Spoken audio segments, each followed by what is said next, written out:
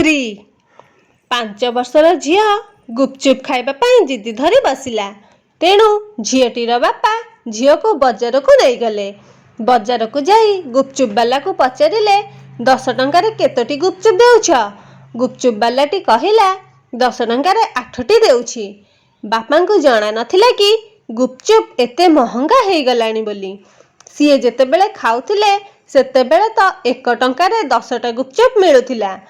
ବାପା ପକେଟରେ ହାତ ପୁରେଇ ଦେଖିଲେ କି ମାତ୍ର 15 ଟଙ୍କା ଅଛି। ଆଉ ବାକି ପଇସା ତ ଘରର ଜରୁରୀ ଜିନିଷ କିଣିବାରେ ଖର୍ଚ୍ଚ ହେଇଯାଇଛି। ବାପା କହିଲେ, ନାଇଁ ଭାଇ, 5 ଟଙ୍କାରେ 10ଟା ଦବ ତ ଠିକ୍ ଅଛି, ନହେଲେ ନାଇଁ। ଏହା ଶୁଣି ଝିଅଟି ମୁହଁ ଫୁଲେଇ ଦେଲା।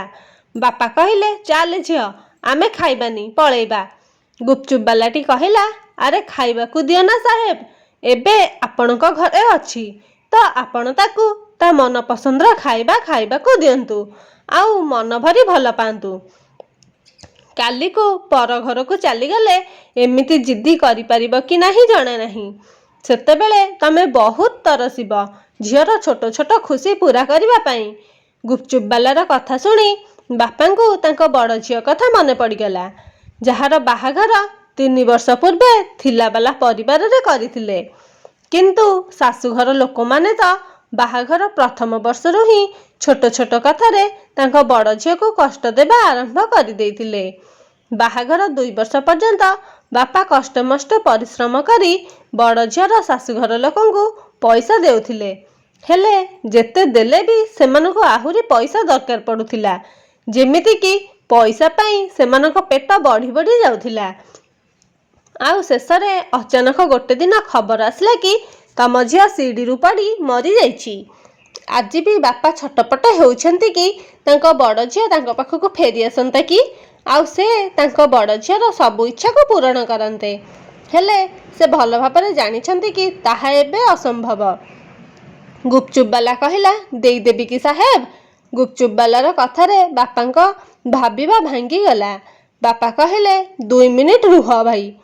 ଏହା କହି ବାପା ପାଖରେ ଥିବା ଗ୍ରୋସରୀ ଦୋକାନକୁ ଗଲେ, ଯୋଉଠୁ କି ସେ ଘର ପାଇଁ ଜରୁରୀ ଜିନିଷ କିଣିଥିଲେ।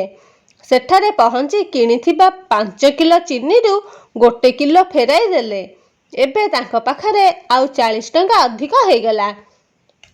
ପୁଣି ସେ ଗୁପଚୁପ୍ ବାଲା ପାଖକୁ ଆସିଲେ, ଆଉ ତାଙ୍କ ଆଖିରୁ ଲୁହ ପୋଛି କହିଲେ, ଏବେ ଦିଅ, କିନ୍ତୁ ହଁ, ରାଗ ଟିକେ କମ୍ ଦେବ, କାରଣ ମୋ ଝିଅ ରାଗ ବେଶୀ ଖାଇପାରିବ ନାହିଁ।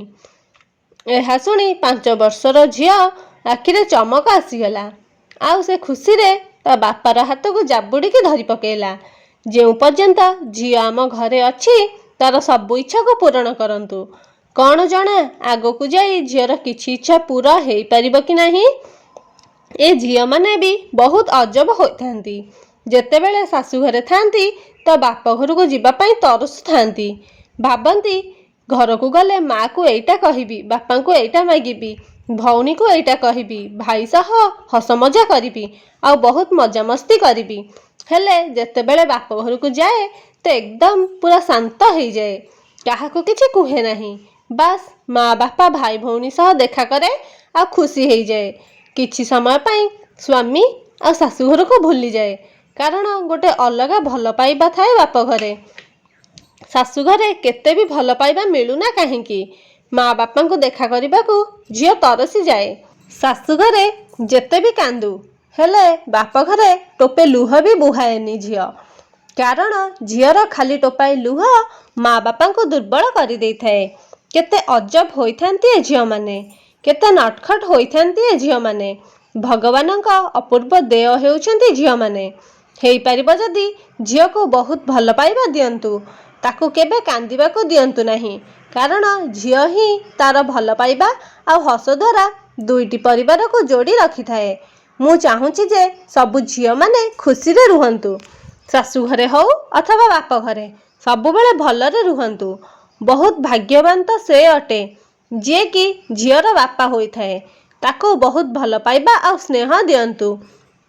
ଆଉ ଏହି ବ୍ୟବହାର ନିଜର ସ୍ତ୍ରୀ ସହ ମଧ୍ୟ କରନ୍ତୁ, କାରଣ ସେ ବି କାହାର ଝିଅ ଅଟେ, ଆଉ ନିଜ ବାପା ମାଙ୍କୁ ଛାଡ଼ି ଆପଣଙ୍କ ସହ ପୁରା ଜୀବନ ବିତେଇବା ପାଇଁ ଆପଣଙ୍କ ପାଖକୁ ସେ ଆସିଛି।